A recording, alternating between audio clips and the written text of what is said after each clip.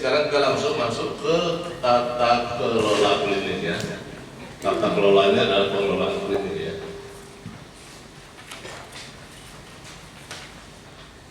Strukturnya terstandar ya. Struktur standar bab, jadi dia dibagi atas beberapa bagian, ada bab, ya, ada standar, data standar, ada maksud dan tujuan, dan ada elemen penilaian. Surveyor itu biasa fokus di sini ya. Jadi jangan Anda sangka kalau dia, ini misalnya saya duduk gini ya, duduk sama siapa lagi? Afina ya. Saya belajarnya duduk sini ya. Afina, bagian apa tadi? Datarannya. Saya mungkin nggak nanya langsung elemen data, nggak langsung nanya dari atas ke bawah. Saya langsung nanya. Afina, basicnya apa? Saya teknik industri. Teknik industri ya. Di pendaftaran biasanya SDM-nya apa?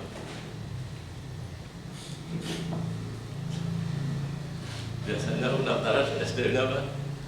Rekam medis. Nah itu pertanyaannya. Jadi dia nggak langsung. Nah setelah itu baru, jadi dia punya wawasan bahwa ini berarti mungkin pertanyaan nggak terlalu detail seperti kalau dengan rekam medik. Itu contohnya ya. Jadi dia nggak langsung nanya to the point langsung, misalnya bertanggung jawab terhadap apa tadi dokter? Bertanggung jawab terhadap masalah apa tadi dokter? Jadi Anda di mana, di pelayanan atau di mana? Pelayanan. Di IGD ya. Jadi mungkin di IGD saya langsung menanyakan hal yang kalau IGD ada triasenya, kan? Jadi dia mana-mana tuh nggak berurutan. Jangan kita sangka dia akan jelaskan dulu mengenai bab, standar, kemudian dan tujuan dan seterusnya. Dia bisa meloncat kemana-mana. Ya. Oke, jadi itu yang pertama dipahami ya. Sekarang kita lihat standar akreditasi ini dalam penyelenggaraan klinik ada TKK 1, tata kelola 1, tata kelola 2 SDM, tata kelola 3 fasilitas dan usaha, tata kelola 4 adalah kerjasama. Kemudian setelah itu bab mulai nanti siang sebagian peningkatan mutu dan keselamatan pasien, ya.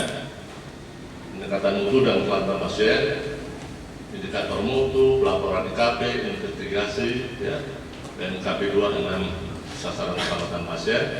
Dan besok full di sini nih, karena yang paling banyak di PMKP 13, pencegahan penularan infeksi, penerapan kewaspadaan standar, penerapan kewaspadaan transmisi dan seterusnya.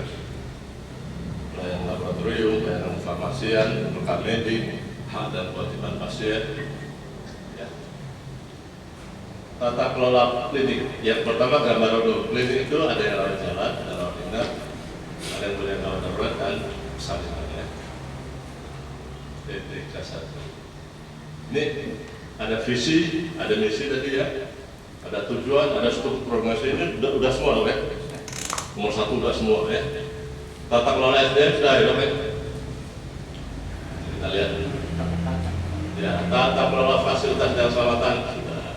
Tata kelola kerjasama. Jadi dari 4 ini kelihatannya yang masih agak sedikit perlu difokuskan di sini ya, SDM kayaknya ya. Kalau MFK sudah, kalau kerjasama juga sudah tadi ya. Nah, tata kelola klinik yang nomor 4 standar ini ya, ada 20 elemen penilaian. Jadi di 4 standar ini yang TKK 1-nya ada 3 EP, TKK 2 ada 3 EP. Yang tata kelola fasilitasnya paling banyak ini 11 BP. Sedangkan tata kelola kerjasama hanya 3 elemen penilaian.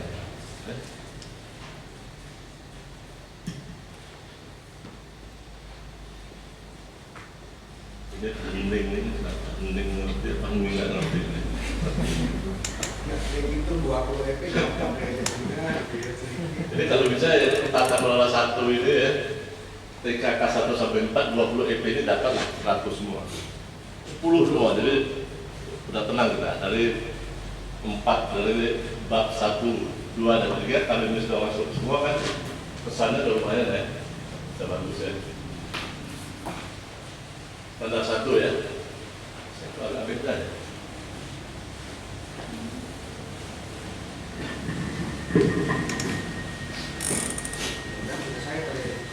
Ya.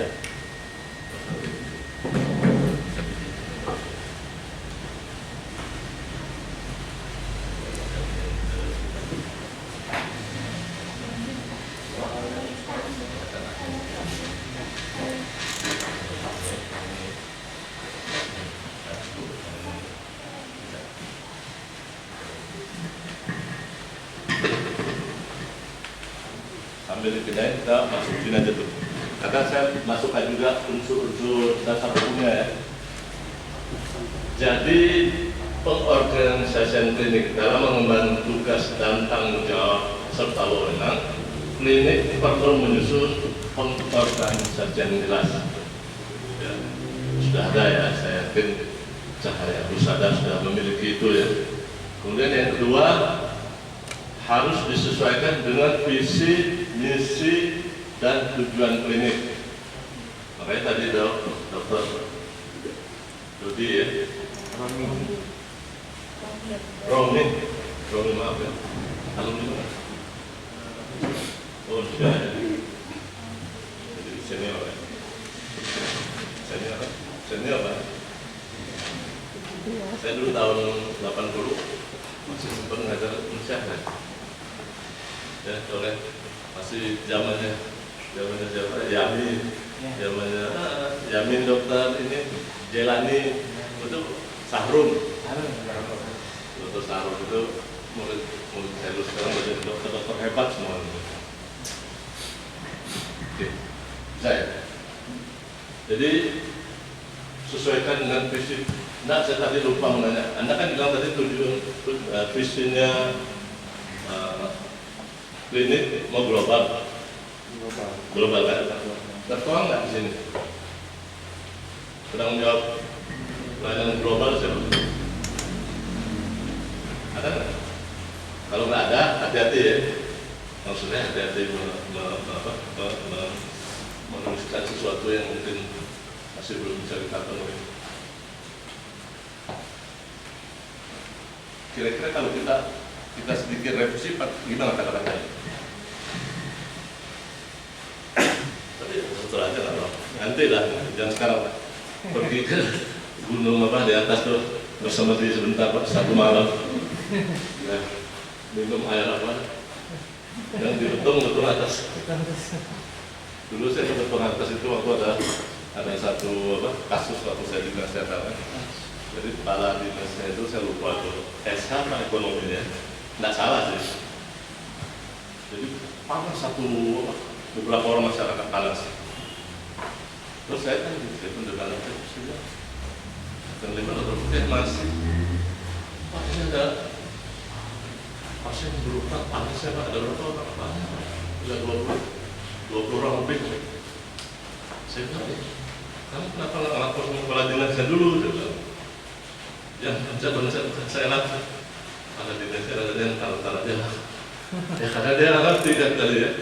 Saya lupa tuh SH begitu. Pernah kan? Akhirnya saya bilang udahlah, nggak usah ribut soal medis. Sekarang kamu kesana, kita kan juga daerahnya kan ada malaria. Kesana naik, besok ambil darah, kasih obat malaria, kasih paracetamol turun panas ya. Udah bisa lapor. Ya. Besok datang naik, sore ada laporan, Pak malaria positif. Iya, kita udah tahu kalau daerah sini panas-panas, ya kurang lebih lah ya. Walaupun kita udah ahli, kan kita ahli nujum, tapi intuisi kita mengatakan karena kita sudah pengalaman di situ. Ya. Oke, kemudian struktur organisasi ditetapkan dengan kejelasan tugas. Bisa.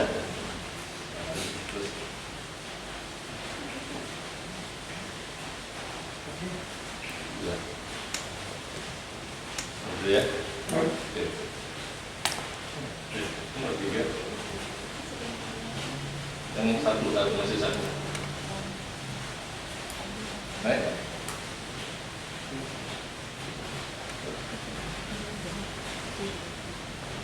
Batas satu.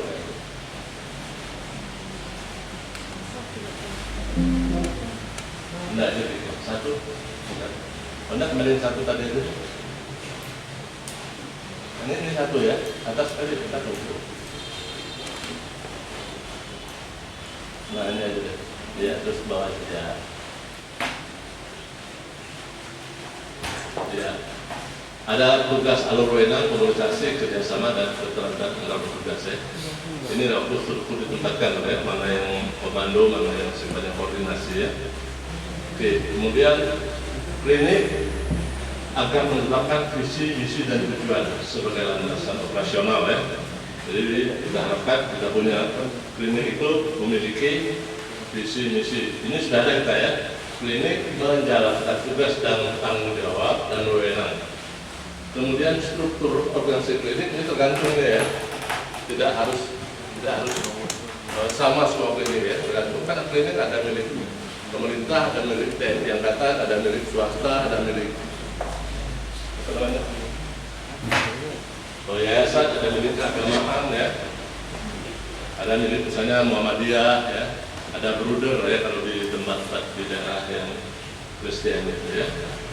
Kemudian struktur itu minimal pemilik, penanggung jawab, dan petugas.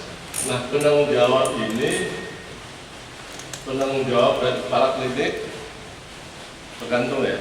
Kalau penanggung jawab klinik harus dokter ya. Kalau kepala klinik mungkin boleh non dokter kalau dia pemilik ya. Tergantung mana ininya ya. Pemilik bisa saja, bisa nggak terangkap itu? Pemilik juga manajer juga tanggung jawab.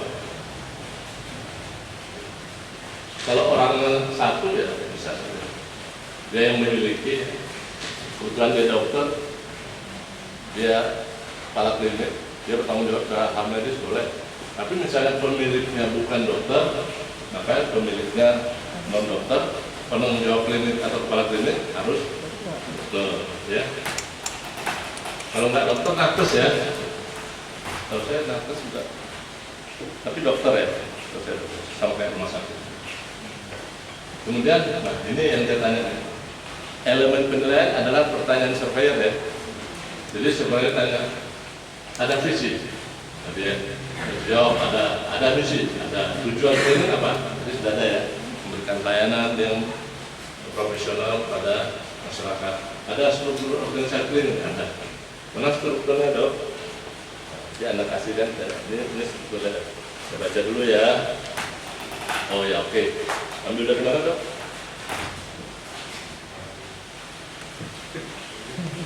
Ya terserah aja. Dari contoh yang lain gitu. Contohnya, tapi jangan lupa pakai ini sedikit bawa Kemenkes. Biasa kalau Kemenkes orang dari mata. Kira-kira gitu ya. Tapi kalau anda misal, saya ambilnya dari apa namanya rumah sakit ini boleh, rumah sakit ada Malik boleh, kan rumah sakit pemerintah semua ya. Yang penting kita tahu ya, tersedia sudah tadi struktur sudah, uraian tugas tanggung jawab wewenang sudah digadol ya. Kalau belum ada dibuat, ibu ini bertanggung jawab pelayanan farmasi, Mas Iqbal tanggung jawab berapa? Berapa? Ya, tanggung jawabnya apa?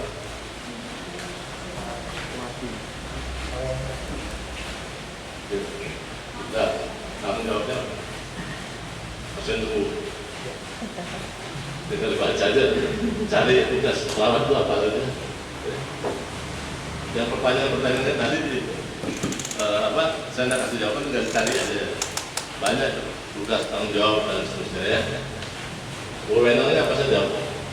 Boleh ngambil ini ya, misalnya belum perawat, boleh sampai. Misalnya tadi kan labnya ada analis ya. Kalau analis boleh nggak? Kalau nggak ada analis boleh nggak?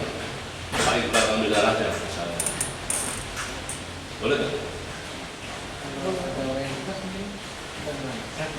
Belum paham. Jadi nanti boleh delegasi dan mandat ya. Kalau delegasi itu berarti yang memberi delegasi itu dia berikan tanggung jawab. Ya. Kasih wewenang sama kasih tanggung jawab. SK itu seperti mandat. Tetapi kalau mandat dia ngerjain tanggung jawab kita. Misalnya nih mandat Pak Dr. Edi hanya mengatakan boleh ambil darah itu Ya. atau jangan dokter bilang yang perawat Tugas analis. yang lab dokter itu ya dia memberikan mandat dia tahu kalau dia bilang dia kasih delegasi tanggung jawab pada bersangkutan sudah ya saya rasakan nggak bedanya Kalau mandat tuh nanti yang tanda tangan siapa Pak? tetap kepala klinik Tetap kepala klinik. tapi kalau yang pemberi mandat jadi kepala klinik mengetahui pemberi mandat kepala klinik kan perlu mengetahui kan yang ada di bawah masa ini kasih ke sini ini nggak tahu bos jadi bos tetap mengetahui kepala klinik penugasan daripada siapa namanya Si lab tadi, lab tadi kepada ibarat tentu hanya mengambil darah karena kalau bisa memeriksa di apa di lab kan sudah tugas laboratorium ya. Ya. Mungkin juga farmasi, misalnya farmasi itu ada ngasih delegasi apa, hanya batas apa aja yang boleh si ini berikan. Ya. Mungkin hanya boleh memberikan obat-obat apa, jenisnya apa, bukan emergency, bukan ini. Jadi hanya dibatasin aja. Boleh diberikan obat-obat non ini, yang jadi delegasi dan lanjut itu dibatasin ketat ya. Termasuk kalau misalnya perawat, misalnya dokter memberikan delegasi pada perawat ya. Ada juga kalau Anda berikan delegasi itu batasin itu, baik waktu ataupun baik wewenangnya. Ya. Oke, sekarang kita lanjut. Ini contoh dokumen ya, kurang jelas ya. Tapi nanti contoh dokumen visi misi ya, tinggal dibaca dulu. Yang sudah terbiasa dengan visi misi ya, benar ya kalau dibantu teman-teman. Ini ada tulisan-tulisannya sini. Ini harus huruf besar, huruf kecil. Ini harus huruf kecil dulu, ini titik dua. Sini harus huruf besar semua. Dan seterusnya. Ini juga contoh dokumen struktur organisasi ya. Ini sudah ada contohnya. Tinggal dicontohnya. Sedikit diubah revisi dulu ya. Nah, standar TKK 2 klinik memiliki tata kelola sumber daya manusia yang meliputi perencanaan SDM, pemetaan kebutuhan, perekrutan, evaluasi dan pengembangan sumber daya. Ya. Jadi berarti tadi ingin menambah pelayanan, berarti ingin menambah SDM, ingin menambah pengembangan ini, ya akan ditambahkan pelatihan itu ini contohnya di sini kan lalu lintas sangat banyak ya, lalu lintas di sini mobilnya saya jalannya juga cepat-cepat ya, kecepatannya tinggi ya, kecelakaan lalu lintas juga mungkin bisa sering terjadi ya. Jadi harus dilihat, kemudian kita akan mengembangkan UGD yang lebih besar, akan nambah misalnya unit transfusi darah, unit pelayanan darah barangkali, karena daerahnya daerah lalu lintas yang memungkinkan terjadinya ini. Di sini juga mungkin ada ini juga dok ya, pesantren banyak sini, pesantren banyak. Jadi kemungkinan terjadinya keracunan makanan mungkin nggak sih? Karena di sini juga banyak bencana, mungkin dikembangkan nggak bencana? Tidak mungkin. Ya, banyak rencana pengembangan sumber daya manusia berikutan dengan rencana pengembangan pelayanan yang harus kita berikan. Ya. Ini harus bisa memberikan pelayanan yang paripurna. Ya. Lanjut, kebutuhan mempertimbangkan jumlah, jenis dan kompetensi yang sesuai dengan kebutuhan. Jadi tadi kita lihat ya, visi misinya sudah bagus ya, tinggal kita sesuaikan jumlah tenaga klinik pertama dan utama, sesuaikan dengan peraturan yang berlaku. Jadi itu sekarang sementara utama dan pertama masih sama peraturannya, jadi tidak terlalu rumit, kecuali SDM-nya. Kalau utama kan sudah tenaga spesialis ya, kalau pertama nggak ada. Untuk spesialis sudah berapa? Kita internis ada 3 ya? tim 1, Ya, tim 1, radiologi 1, PK 1. ya. Itu saya dengar ya, Kementerian Kesehatan itu akan mengembangkan di setiap, bukan setiap provinsi, Pak. Dia meminta setiap kabupaten itu ada rencana pengembangan pelayanan kesehatan jantung. Ya, usulkan aja Pak. Dia mengasih fasilitas untuk sekitar 500 kabupaten. Kalau bisa ada raya berjantung. Jadi geser ke sini dikit. Ini kan antara Aceh Barat dan Selatan ya. Itu kalau ada orang berada di sini satu, ya bagus. Ya, ada orang nggak perlu jauh-jauh. Itu menurut saya kita tahu ya, bukan dokter dia. Dia insinyur nuklir. Tapi mungkin karena pikirannya itu bukan kesehatan, terus dia agak sedikit out of the box ya. Dia tanya, yang paling banyak penyebab kematian di Indonesia apa? Jantung kata kawan kita itu kan. Jantung itu bisa dicegah dengan apa? Oh, dengan preventif. Misalnya, kalau pasien yang kita duga ada kelainan jantung, bisa dipasang kepslet. Ini saya dengar dia Zoom ngomong sendiri. Oke lah. Sekarang untuk kepslet itu ada di mana? 10 provinsi aja. Jadi untuk 3-4 yang lain gimana kata dia? Lalu kan jawabnya, enggak ada. Jadi saya rasa, kalau begitu kan kita ada uang. Kalau itu mencegah, katanya sekarang saya tanya, kalau orang Papua sakit jantung gimana? Dibawa ke Makassar, Ambon, Papua Makassar berapa jam? 4 jam. Ya kalau dia di ibu kota provinsi langsung dapat pesawat. Kalau enggak, diam semua kan. Akhirnya dia bilang, kalau gitu begini, fokus saya sekarang nomor 1, buat pelayanan kesehatan yang ada kepslet di 500 kabupaten. Uangnya kita ada. Kita udah terbiasa dari dulu. Kalau dikasih Medan aja udah kita nurut. Dikasih kan jantung itu hanya dulu ada ya. Tahu saya Jakarta, Bandung, Jogja, Surabaya, Medan, Makassar, betul ya? Waktu zaman saya di Depkes. Saya pikir orang yang bukan kesehatan bisa mikir kepada ya. Kita udah terbiasa ya dalam gitu. Ini waktu dia mikir itu,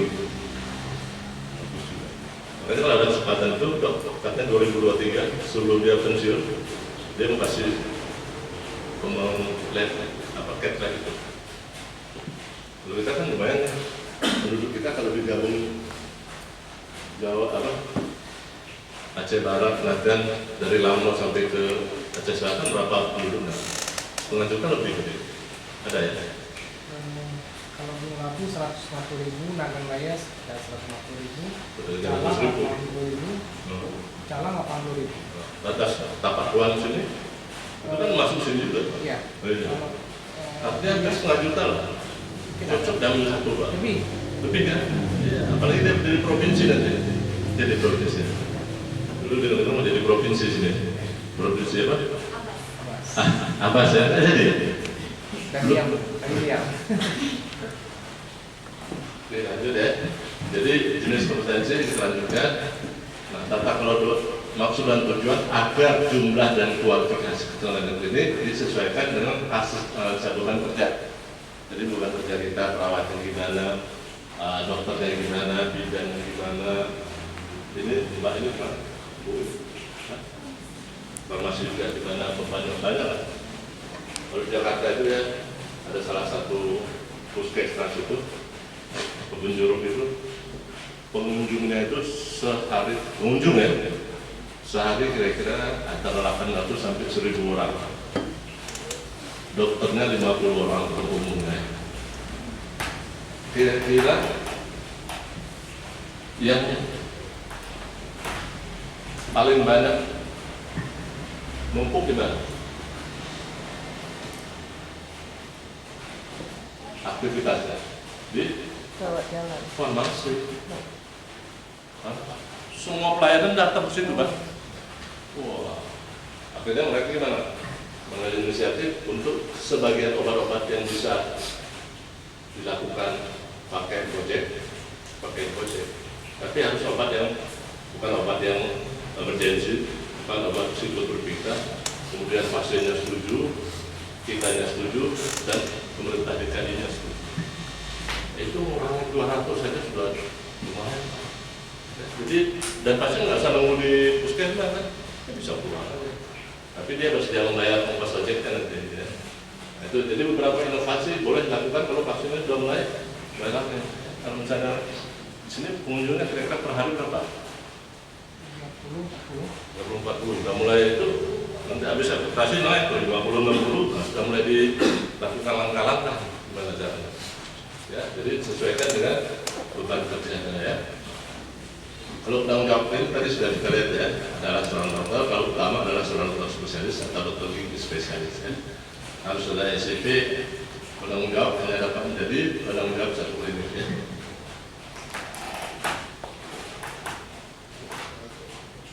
Untuk jenis dan jumlah tenaga ya, klinik harus memiliki file kepegawaiannya. Ini pegawainya siapa? Penanggung jawab pegawai mana? Penanggung jawab pegawai ada? Siapa? Ada? Penanggung jawab pegawai ada? Belum ada? Kalau belum ada, tak lupa nanti dokter tunjuk. Nanti harus ada kualifikasinya ya. Kualifikasi pendidikan, dibikin sebuah ini sendiri. Apa namanya? File sendiri, lemari sendiri ya. Kualifikasinya gimana, pendidikannya mana, pelatihan apa yang sudah diikuti, apa kompetensinya. Kemudian bagi tenaga kesehatan itu ada SCP, ada STR, atau SIPA ya. Kemudian ada uraian tugasnya, apa saja uraian tugas. Uraian tugas bisa dilihat di tempat lain ya, dok, seperti ada bilang tadi. Ini Anda lihat uraian tugas beneran, cari di Google kan. Sekarang kita untung ada Google ya. Cari si apa namanya, IT, ahli IT, lihat Google-nya gimana, oh langsung. Uraian tugasnya ini. Kemudian sertifikat pelatihan ya. Misal hari ini sebenarnya sudah bisa diberikan sertifikat pelatihan toh. Jadi kalau Anda berikan pada mereka ya.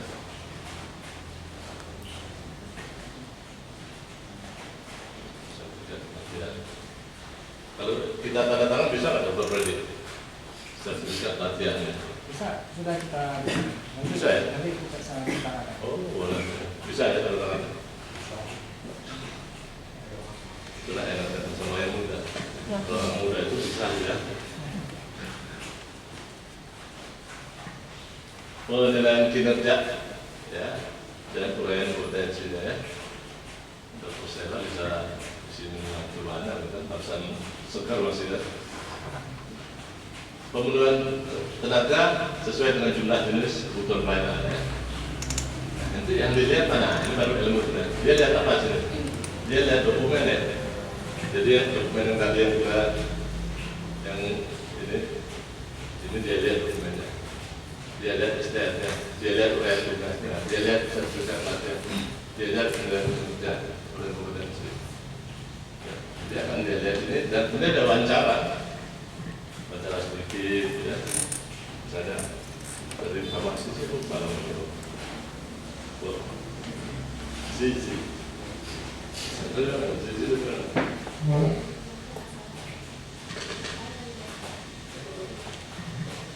Zizi seperti Zubaida.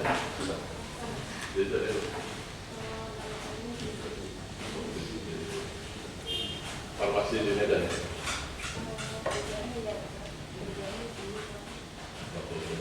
Jadi nanti Zizi ini waktu dicek file pegawainya kita lihat dia lulusan dari S1 Farmasi Medan ya. Kita tanya ya, wawancara ya, karena kita lihat dokumennya. Misalnya ternyata kata Zizi, saya lulusan apa? Di ijazahnya ternyata lulusan S1 Kesmas misalnya. Berarti beda ya. Misalnya, jadi kita akan tanya, kenapa?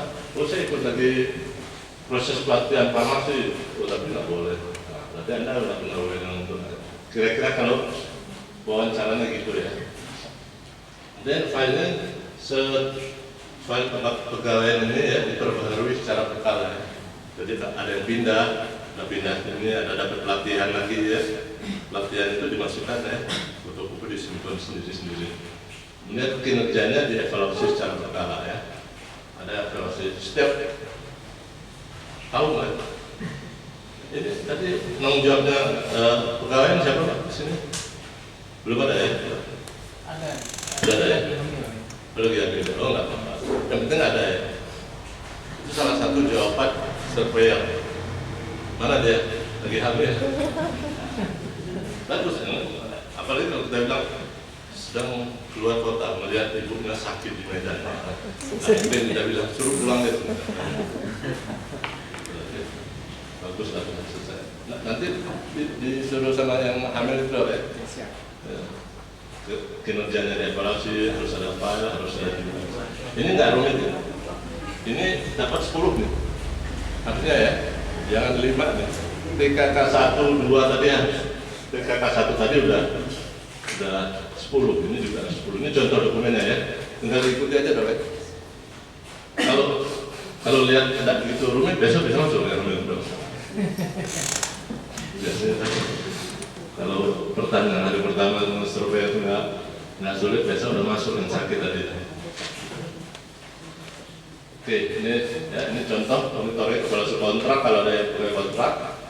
Ini contoh formulir rekapitulasi. Ya pada pegawai tadi apa basic pendidikannya? Bagus itu. Ini makanan dia nih.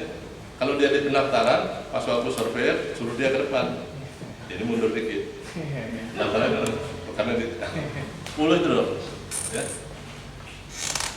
Kemudian contoh formulir penilaian SDM ya. Dan kinerjanya, dan lihat aja pelaksanaan tugasnya bagus atau tidak, ya. Jadi ada pegawai, ada mungkin atasannya, ya, yang lainnya. Ya. Kemudian yang nomor 2 sudah selesai ya. Ada pertanyaan mengenai SDM, visi misi?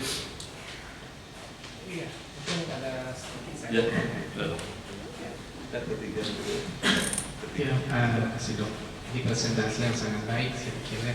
Jadi selama ini kita menjalankan pelayanan itu tidak sesuai standar lah, tidak runut seperti yang disampaikan ini ya. Nah mulai sekarang kita harus berbenah, ya, mungkin harus mengikuti yang ditetapkan oleh standar ya. Ingin saya tanyakan ini terkait dengan uraian tugas Bang Ali. Uraian tugas itu kan ada untuk dokter ya, ada untuk perawat, kemudian ada untuk farmasi. Nah itu uraian tugas itu kita buatnya dalam bentuk SPO ya masalahnya, atau itu disimpannya di mana? Apakah misalnya uraian tugas dokter yang di UGD itu disimpan di UGD atau disimpan di satu lemari aja? Misalnya ini bekas akreditasi kita satu tempat aja. Nah, jadi misalnya di situ ada uraian tugas dokter, uraian tugas perawat, ada uraian tugas farmasi, atau harus dipisahkan ya. Misalnya ini ada uraian tugas perawat ruangan. Nah, itu ditaruh di ruangan gitu. Ini uraian tugas dokter UGD harus diletakkan di UGD. Atau seperti apa? Mohon penjelasan.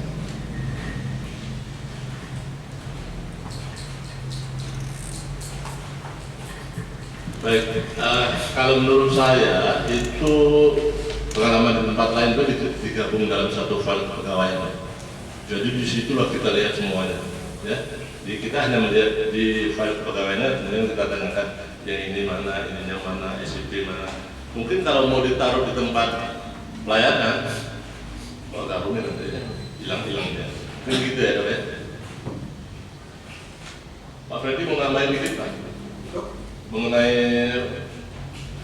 form-form kepegawaian itu bagusnya berada di tempat masing-masing pelayanan atau digabung? Di satu di Intel, Satu Pak ya, itu sama. biar nggak tersebar. Ya, baik Pak, yang lain satu lagi apa lupa saya? Itu cuma itu aja. Pertanyaan sudah mengerucut ini ya. Sudah bisa ini. Ada pertanyaan? Mengenai SDM? Ya, ya. Terima kasih. Ya, oke ini. Cukup jelas suaranya? Jelas. Nah, Bapak supaya yang lain bisa dengar. Baik, terima kasih. Saya Sudi Wirawan. Tadi kan di file kepegawaian salah satunya kan ada penilaian kinerja. Jadi ini penilaian kinerja ini dari kepala di masing-masing divisi atau langsung dari direkturnya? Terima kasih.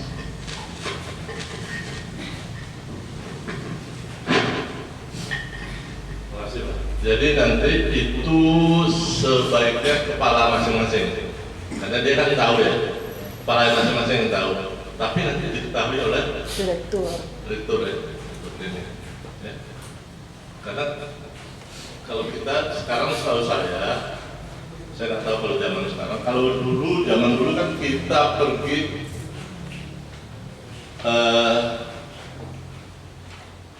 kerja kan dari jam berapa ke jam berapa? Jam 8 ke jam 14. Masuk kerja jam berapa? Kalau poli jam 8 sampai jam biasa harus pakai jam 11. 11. Pulangnya jam? Ibu pulang jam berapa? Setelah habis stasiun. Habis stasiun pulang. Enggak, bukan dari jam 8 sampai jam 2 gitu enggak. Ada tentuan pun misalnya. Sebenarnya kalau ada itu ada jadwal kerjanya itu jam 8 sampai jam, karena itu nanti kan dilihat oleh surveyor bahwa jadwal pelayanannya jam berapa sampai jam berapa ya. Kalau dulu saya puskesmas dari jam 7:30 waktu saya jalan aja 7:30 sampai jam 2 ya. Tapi jam 8-nya itu bukan jam 9 jam 10 sebagian besar ibu-ibu perawat dan bidan pergi ke pasar belanja dulu deh. Habis itu masuk lagi. Tapi itu kan ada sistem apa namanya? Fingerprint. Ada fingerprint. Ya. Tapi kalau sekarang saya rasa nggak ada lagi itu. Nah, jadi memang ini standarnya ini yang yang tadi Dr. Edi katakan, memang yang diharapkan akreditasi itu menjadi standar acuan. Jadi berarti acuan ini supaya seluruh Indonesia sama pelayanannya. Ada ini, pegawai ini ada ini, ada rencana pengembangan, ada SIP, ada profil rencana rencana yang termasuk yang harus dituangkan dalam sebuah dokumen ya. Jadi itu standar yang perlu diharapkan. Jadi tidak bisa lagi misalnya kita bekerja menurut kita ya. Kalau dulu kan boleh kita ya. Kalau dulu kita istilah kita itu kalau sekarang kita harus bekerja secara ilmiah. Kalau dulu kita bekerja secara ilmiah. Apa ilmiah? Dari mana asal? Ilmiah apa? Ilmu ayah itu nanti ilmu dari nenek-nenek kita aja. Kalau ini ilmiah, basicnya ilmu pengetahuan. Jadi tidak bisa lagi kita pakai ilmiah ilmu ayah itu untuk yang sifatnya ini. Tapi kalau untuk ilmu pengetahuan yang rada-rada modern, kita harus ilmiah. Karena kita berbasis evidence ya. Kedokteran itu ataupun pelayanan kesehatan itu harus berbasis evidence ya. Harus ada harus ada standar-standar yang harus kita miliki ya. Sejam lagi. Iya, masih ada. Ya. Mulai ya? Iya. Ya, Bu. Terima kasih dok atas kesempatannya. Ini sebenarnya merupakan kumpulan pertanyaan Ya. yang belum sempat ditanyakan di workshop sebelumnya. Mungkin karena merasa waktunya terbatas. Kemudian kalau ini situasinya di rumah sendiri, jadi saya mungkin mau di kesempatan ini mau bertanya.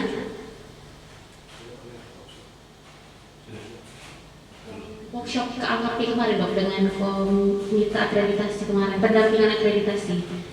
Jadi yang pertama tadi dok, kan dari 4 standar esensial mutu nasional tadi salah satunya kepuasan pasien. Nah yang ingin saya tanyakan secara real, mengukur kepuasan pasien di klinik itu kami idealnya kami laksanakan beberapa kali kah, misalnya per tahun atau gimana baiknya untuk menghadapi akreditasi nanti dok. Kemudian kedua, metode yang kira-kira terjangkau untuk kami laksanakan dalam waktu dekat ini, mengingat misalnya tadi kan deadline akreditasi kita akan dalam bulan Februari kemungkinan.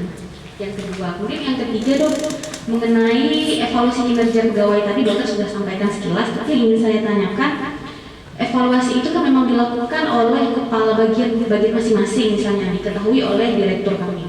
Nah, evaluasi itu kami lakukan, dasar penilaian itu berdasarkan apa? Apakah berdasarkan indikator kinerja yang awalnya ditetapkan direktur? Jadi mengukur evaluasi bahwa kinerja pegawai bagian radiografer itu sudah baik. Apakah didasarkan ke indikator kinerja atau ada dasar lain untuk menyimpulkan, sehingga evaluasi itu maksudnya baku gitu. Kami lakukan, evaluasi tahun ini radiografer sekian, evaluasi dokter jaga tahun ini sekian. Jadi meskipun orang yang melakukan evaluasi itu berganti, tetap baku gitu. Untuk kami paparkan mungkin akreditasi 2023, nanti akreditasi berikutnya gitu. Yang terakhir yang ingin saya konfirmasi sekali lagi, karena kan supaya real juga kami dengar sama-sama. Idealnya mengenai kearsipan atau file mengenai pegawai tadi, apakah sebaiknya kami sediakan satu ruangan, kemudian ada beberapa unit lemari. Lemari ini misalnya kearsipan mengenai pegawai, kami sediakan satu bundel misalnya. Bundel untuk pegawai bagian dokter. Seperti di puskesmas misalnya dokter Romi Satria, di dalamnya ada fotokopi ijazah, STR, SIP, pelatihan-pelatihan. Kemudian di bundel berikutnya bagian farmasi misalnya, apotekernya adalah apoteker Fizri, kemudian sertifikatnya. Ada di lemari sebelahnya mungkin. Nah, kami ingin dokter supaya memberi gambaran kepada kami, nanti dokter ini boleh sediakan ruangan, lemari, sekian, bundel gitu. Jadi kami langsung tune in, ini PR kami untuk kami siapkan ke depannya gitu, dok. Terima kasih dokter.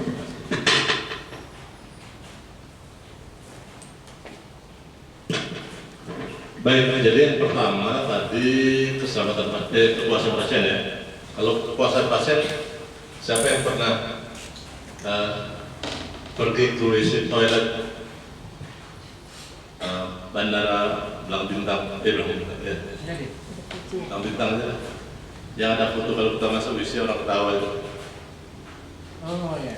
Ya, puas, sangat tidak puas, puas sekali. Itu contoh sederhana ya dok ya. Jadi Anda bisa buat kepuasan pasien itu melalui sebuah formulir yang Anda buat atau komplain. Kan biasanya itu ada saran-saran pasien. Anda masukkan, Anda buka tiap bulan. Mana pasien yang puas dari misalnya 40 kali 5, 200 kali sebulan, 800 kira-kira ya, 800 orang. Dari 800 orang ini yang mengatakan puas terhadap pelayanan siapa? Yang tidak puas mana? Yang sangat tidak puas mana? Lihat nanti, ternyata pasien kita tuh. Kemudian Anda bisa acu juga dari Menpan, dari peraturan Menpan nomor berapa Pak Dokter? Jadi pasti kan ya kepuasan pasien yang peraturan Menpan itu. Bisa diacu, tapi kira-kira kurang lebih begitu. Anda bikin aja survei sederhana. Itu dilakukan tiap bulan, mau 3 bulan sekali boleh. Kalau tiap bulan kan Anda bisa lihat ada kenaikan atau penurunan, ya. Jadi buat aja kotak saran itu. Ada penanggung jawabnya. Setelah ada penanggung jawabnya, itu informasi kepuasan untuk tidak puas itu ada info lagi kepada pasien. Jadi ada tracker lagi. Kunjungan pasien kami pada bulan ini yang puas terhadap pelayanan pasien. Karena sifatnya feedback untuk ini. Dan kalau ingin lebih detail, di samping tidak puasan, catat dari unit bagian mana. Itu ya. Jadi Anda tahu yang harus perbaiki ini. Nah, tolong diingat bahwa sifatnya itu termasuk kepuasan pasien itu termasuk apa ya? Termasuk sesuatu yang agak sensitif ya. Jadi nanti mohon pimpinan-pimpinannya itu kalau mengetahui ada yang banyak bagian tidak puas itu, jangan blame ya. Blame itu menginikan menyalahkan. Jangan blame. Tapi kita ajak dia ngobrol supaya kita tahu sebabnya apa. Jangan-jangan pada waktu yang hari pelayanan pasien itu mungkin dia anaknya sedang sakit sehingga dia mungkin gitu ya. Atau dia sedang apa gitu ya. Jadi sifatnya seperti itu harus kita tanya dia dan kita beritahu bahwa lain kali jangan begitu. Ya. Jadi ada upaya perbaikan ya. Setelah kita lihat dan kita tahu dari unit mana. Kira-kira gitu dok. Anda bisa lakukan tiap bulan Anda melakukan 3 bulan sekali boleh, tapi 3 bulan sekali kelamaan. Karena kalau sebulan sekali Anda langsung bisa koreksi ya, tindakan perbaikan. Itu yang pertama ya.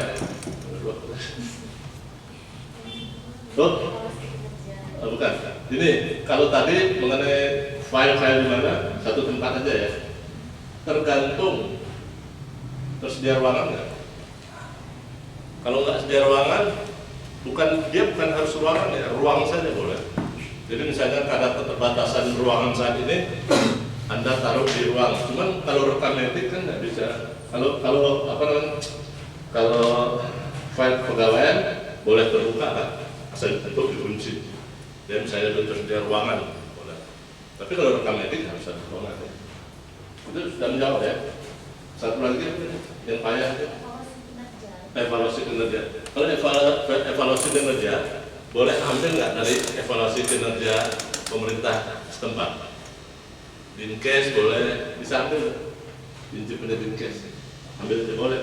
Punya pemerintah kabupaten juga boleh. Yang penting ada acuannya. Anda mau ambil, kalau Dinkes terlalu gede, terlalu rumit ya, terlalu luas.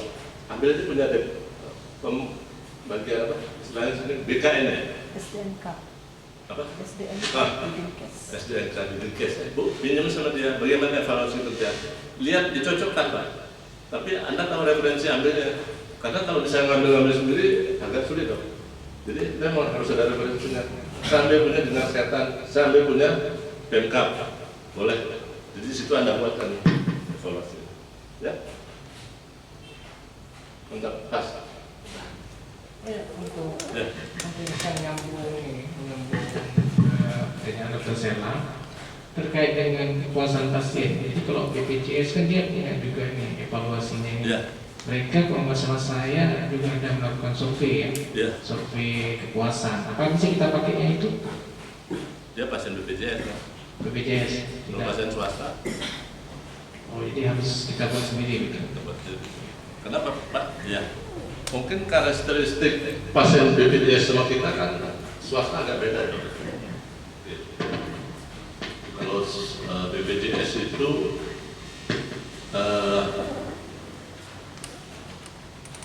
lebih terfokus ini ya pasiennya ya. Kalau kita lebih heterogen ya. Kalau umum swasta itu kan dia datang sini, datang sini, datang sini. Tapi kalau yang apa namanya BPJS sudah apa namanya agak sedikit homogen ya. Jadi mungkin nadanya itu nggak begitu kelihatan. Mungkin yang perlu karena maksudnya begini, BPJS itu mau tidak mau, suka tidak suka, senang tidak senang, harus situ Mas. Tapi kalau pasien swasta mungkin harus lebih dilihat, kalau dia lebih senang apa ini. Kalau misalnya pendaftarannya kok lama, dia komplain situ ya, nggak puas. Nanti kan langsung bisa lagi ke pendaftaran, gimana caranya? Kenapa telat? Biasanya saya pasien daftar dulu selesai dalam 5 menit.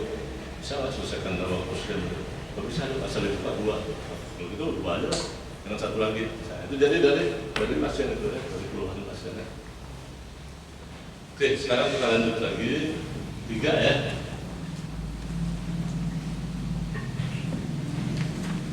Jadi biasa itu ya, standar, maksud tujuannya. Nah, klinik harus menyediakan fasilitas yang aman dulu ya, berfungsi dan suportif bagi pasien, bagi keluarga, bagi staf, dan bagi pengunjung. Jadi yang datang ke klinik kita itu bukan hanya orang sakit, keluarganya juga datang. Ada pengunjung yang ngantar obat, bukan pasien kan? Dia datang, dia mengunjungi. Jadi dia juga harus tahu. Kemudian berikutnya klinik harus menyediakan peralatan kesehatan sesuai dengan peraturan perundang-undangan. Termasuk misalnya memberi obat ya. Harus perhatikan itu harus dari toko obat atau perusahaan yang mempunyai izin legalitasnya. Ya, jangan sembarangan beli-beli ya. Beli alat kesehatan yang sembarangan tanpa izin edar dan lain sebagainya itu akan menyulitkan kita gitu ya. Jadi harus kita perhatikan gitu ya. Karena kita adalah klinik yang berbasis risiko ya. orang datang ke klinik atau fasilitas pelayanan kesehatan punya risiko kan? Bu, ini Bu apa namanya? Bu Rama, perawat, bidan, ya. Ibu Rama, orang datang ke klinik Bu Rama punya risiko nggak ya? Ya. Kalau datang ke bidan, risikonya apa ya?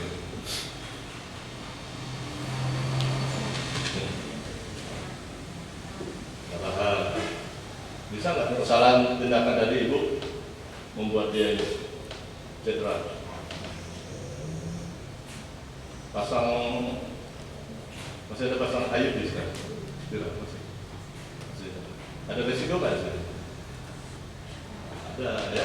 Jadi contoh ini misalnya ya, klinik itu harus aman. Dia datang ke klinik kita ingin memasang IUD sama Ibu Rahma.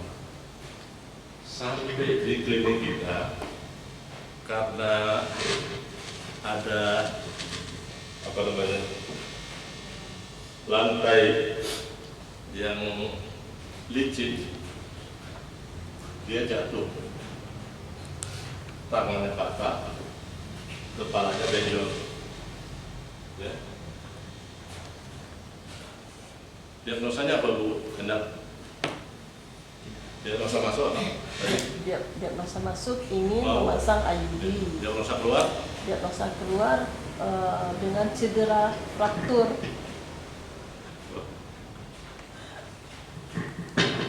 Ya. Dengan kejadian yang tak diharapkan, Pak. Ibu mau memasang IUD. Ibu mau memasang IUD. Ya, Diagnosa masuk, masuknya? diagnosanya masuk akan memasang IUD. Diagnosa keluar? Keluarnya dengan fraktur lengan Dan cedera kepala. dan cedera kepala. Kalau ada gegar otak ringan bahaya nggak? Bahaya. Ya, jadi dok, perhatikan dulu ya, keselamatan pasien itu namanya resiko. Jadi orang datang ke klinik kita mau ini, kalau kita nggak benar bisa jadi itu. Nah, kalau yang kecelakaan yang licin-licin itu termasuk K3 ya, karena semua orang bisa kena. Tapi kalau misalnya dia sendiri yang misalnya dia datang ke tempat Ibu Rahma, kemudian dia mau pasang apa namanya IUD, tiba-tiba dia terjatuh dari tempat tidur karena rodanya hilang sebelah. Bisa kan? Bisa. Itu namanya kejadian tidak diharapkan yang dia datang mau ini, tapi jadi cedera karena fasilitas kita tidak aman. Bisa ya? Makanya kenapa orang datang ke klinik itu atau pasien ke situ harus fasilitasnya bagus dan baik ya. Oke, lanjut. Jadi maksud dan tujuannya, waktu kita klinik itu menyusun manajemen risiko fasilitas itu mencakup ada A sampai G ya, banyak ya, banyak. Jadi yang pertama adalah dia harus menyusun keselamatan dan keamanan. Keamanan itu termasuk misalnya kalau di sini ada yang melahirkan kan, Bu Rahma ya, ada yang melahirkan kan? Ada. Di klinik ada ya? Ada. Enggak. Ada. Belum ada persalinan? Belum. Jadi kalau ada persalinan misalnya, itu harus dijaga. Jangan sampai bayi hilang. Bahaya itu ya. Kalau bayi hilang itu termasuk dalam kategori kejadian tidak diharapkan, itu namanya sentinel ya. Kalau bayi hilang, nggak boleh hilang bayi ya. Atau ibu tertukar bayinya, nggak boleh. Ya, jadi nomor satu keselamatan. Kalau keamanan apa? Di klinik itu dijaga Pak, mana yang masuk dan yang keluar. Ya, karena orang nggak tahu di klinik ini mungkin banyak uang, ada yang berpura-pura sakit, dia ngelirik kanan, ngelirik kiri. Nah, jadi harus aman juga nih, ya. Samping selamat, dia selamat. Jadi sekarang mungkin orang yang kalau kita ke gedung-gedung yang besar sekarang mungkin di Banda Aceh juga sudah mulai. Kita kan dikasih visitor, pengunjung, paket halo. Jadi dia tahu di pengunjung. Jadi nggak boleh lagi keluar sembarangan. Jadi nanti pendaftaran, misalnya ada pengunjung, Pak, pasien berobat. Oke, ya. Kalau di rumah sakit di Bandung kadang-kadang paket sini Pak, ditempel Pak. Seperti warna hijau. Stiker. Stiker. pikiran gampang dilihat. Jadi yang security-nya bisa lihat ini pasien, tamu ini. Tapi misalnya pasien mungkin warnanya lain, tapi non pasien mungkin warnanya lain. Dan kalau dia udah keluar masuk itu security harus jaga dia kemana dia, jangan dia menjurus ke kasir ya, atau dia ke tempat obat ya, misalnya dia ngambil obat ya. Itu yang pertama ya. Kemudian yang kedua adalah bahan berbahaya dan beracun B3 ya. B3 ini tapi tidak begitu banyak lah, serta limbah B3 ya, nanti kita detail. Kemudian penanggulangan bencana. Nah, ini penting sini ya. Kemarin ada baca koran nggak?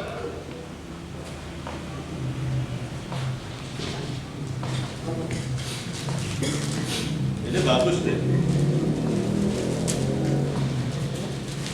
Siap-siap menghadapi Cuaca ekstrim. cuaca ekstrim. Ini koran kemarin nih. Dari mana nih? Selandia Indonesia. Bukan, Badan Penanggulangan Bencana Aceh. Jadi bencana ya. Karena saya dengar Tapak Luar udah banjir ya, banjir banget. Karena sepanjang jalan ya, kita juga ada longsor-longsor dikit gitu ya. Jadi penanggulangan bencana. Kalau di sini menurut saya bencananya apa yang sering? Banjir ya. Banjir. Gempa nggak ada lagi ya? Ada juga ya. Mungkin bencana banjir, longsor, ya. Mungkin juga ini kecelakaan massal, harus hati-hati. Yang satu bus apa betul ya. Jakarta nggak tahu sekarang di musim apa kecelakaan lalu lintas yang nabrak anak SD ya. Kemudian ada nabrak lampu merah ya. Harus hati-hati juga kita ya. Kemudian sistem proteksi kebakaran harus ada ya. Sudah ada tempat kita Pak ya? Apa aja ya? Dan simulator latihan. Sudah ada. Smoke detector sudah? Belum ya? Ya nggak apa-apa kalau bisa boleh, kalau enggak ya peralatan medis kita ya sudah dilengkapi. Sistem utilitas meliputi listrik, air, gas medis serta sarana sanitasi. Kemudian sampah domestik dan limbah. Sampah domestiknya buangan kemana Pak? Pengangkutan Pak. Ada pengangkutan Dinas Dinas kebersihan. ada HK. MOU-nya ya. Kalau limbah B3 produksinya berapa sebulan Pak? bulan 3 bulan biasa. 3 bulan sekali baru diambil ya? Sampai 150 ya sekitar situ. Oh 150. Oh, berarti kalau 150 3 bulan boleh ya? Simpan di mana jadi? Ada ruangannya khusus. Ada TPS ya? Di semen di bawah? Ya. Taruh di atas ini di bangku Ya. kayu. Jangan langsung semen ya? Ya. Takut apa namanya? Busuk. Bocor segala macam ya. Nah, jadi manajemen fasilitas dan keselamatan ini adalah pengelolaan fasilitas dan keselamatan untuk menjamin berfungsinya dan kenyamanan serta keamanan serta efisiensi dari fasilitas dan lingkungannya bagi pasien, pengunjung, karyawan dan fasilitas pelaksanaan tersebut ya.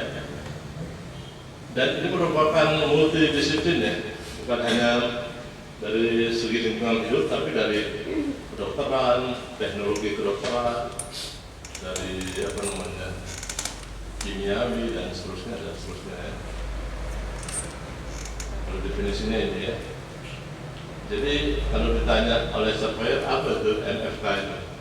Manajemen, pengelolaan fasilitas dan keselamatan untuk menjamin berfungsinya. Jadi fungsinya dulu itu nyamannya ya. Baru kemudian keamanan keselamatan bagi fasilitas, bagi pasien, bagi pengunjung, bagi karyawan ya. Ini sering ditanya definisinya.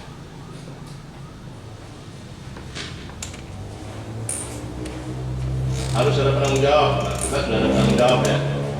Pak Dr. itu sendiri. Kemudian bagaimana kita bekerja itu melakukan monitoring. Ada diklatnya Pak ya, kalau bisa. Misalnya tanya sama dinas, di mana ada diklat mengenai MFK, ikut Pak. Maksudnya jauh dekat sini, atau dinas kesehatan atau rumah sakit itu ada kegiatan itu silakan. Atau sekarang kan sudah banyak Zoom webinar dari pusat ikutin aja, ya. Jadi di sini terus dilakukan monitoring, evaluasi supaya minimalisir resiko-resiko yang terjadi, ya. Karena ini resiko semua, limbah, kebakaran, ya. Ini contohnya, nanti bisa dibuat ini. Ini salah satu program, ya, dok, buat aja nih dok nanti. Ya, Pak Roni bantu, ya, dokter Edi, Anda buat ini nih, standar 3 nih. Bagaimana pendahuluan, latar belakang, tujuanmu khusus. Ini contohnya, ya. Anda ikuti saja ini, kembangkan sedikit, ya. MFK. Ini lintas ini dia, lintas apa? Lintas keilmuan dan lintas kementerian gitu. Jadi di sini yang bekerja itu Menteri Lingkungan Hidup, Menteri Kesehatan, sama Mendagri, ya. Jadi nanti di sini waktu Anda melakukan evaluasi terhadap peraturan yang berlaku, coba lihat KLH di sini, Pak. Ada beda-beda itu, ya. Apa beda-beda, pasti beda, mungkin, ya. Jadi ada identifikasi, ini contoh kebakaran, ya, program penanganan kebakaran. Yang pertama ada identifikasi risiko kebakaran, daerah mana saja kemungkinan kebakaran, ya. Kalau di puskesmas itu, di klinik, di laboratorium, di farmasi, di tempat orang merokok. Di sini saya yakin tidak ada yang merokok, ya. Di sini, di luar sini merokok. Betul. Dan bisa bilang sama abangnya, pilih saya, pilih merokok. Pilih rokok. Pilih rokok. Jadi katanya kalau tidak merokok, tidak jalan di pikirannya. Tidak ada teori itu. Anak saya 2 orang itu yang laki merokok, saya tidak merokok. Anak saya merokok. Ayah saya merokok. Jadi rupanya gitu, ya, ayah merokok, saya tidak merokok, turun tuh ini. Jadi kata anak saya, turun, ya, dari kakek ke kita. Dia bilang gitu, ya, kita nurut aja. Identifikasi risiko dari sudah, kemudian kita inspeksi alat-alatnya, ya. Kita uji, ya. Kita coba, ya. Jadi nanti misalnya kebakaran siapa bertanggung jawabnya, dok? Ada, ya? Ada, ketika saya memang. Ketika rumah sakit. Kalau kebakaran, bagi lagi Iya, kebakaran. di bawahnya itu. Jadi misalnya ada ya, staf yang Anda suruh dia latihan cara buka ini, itu harus latih, ya. Cara buka semprotnya kemana, ya. Nanti pas waktu acara surveyor itu datang, kan sebelum tadi kan udah benar tuh, air suci, pembukaan air suci, Indonesia Raya. Setelah Indonesia Raya, Mars, cahaya Sada. Setelah itu ada namanya safety briefing. Oh, Sudah, tadi tidak ada, kan? Kan kita tampilkan waktunya. Enggak. Jadi maksud saya udah. Nah, safety briefing itu nanti itu harus hafal, ya. Nggak usah rumit-rumit, yang panjang-panjang. Safety briefing, misalnya ada security atau siapapun yang Bapak Ibu sekalian, Anda berada di ruang ini, bila ada kebakaran atau kecelakaan atau gempa, silahkan keluar lewat pintu kanan saya. Tunjuk aja, ya. Tinggalkan sepatu, barang-barang berharga, tas, ya. Yang KW-KW tinggalin aja. Yang asli dari meja bawah. Nah, itu candanya. Tapi jadi kira-kira begitu.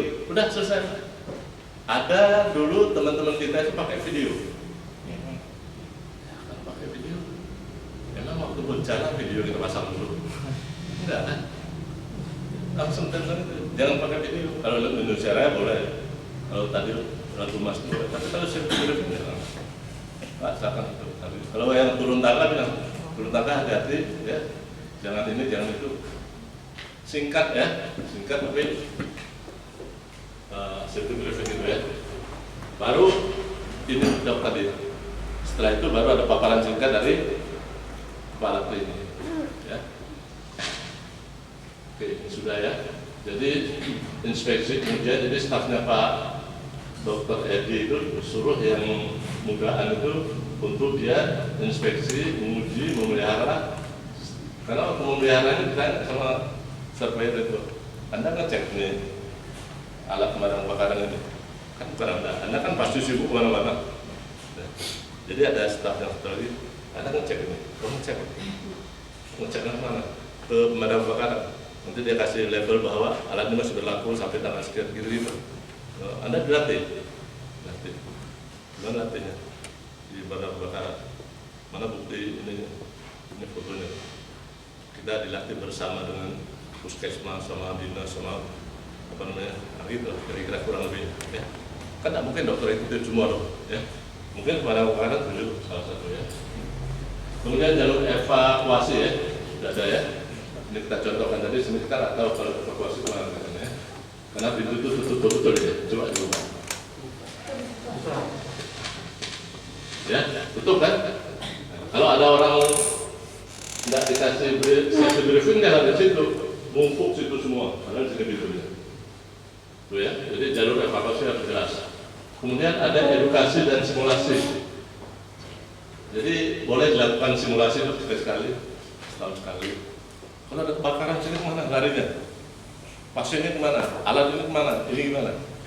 Bukan ya. Kalau rumah sakit ada apa namanya simulasinya setahun sekali. Kalau ada kebakaran sini juga dari kemana pasiennya? Oh pasien bawa ke situ. Yang ini kemana? Ini ke situ.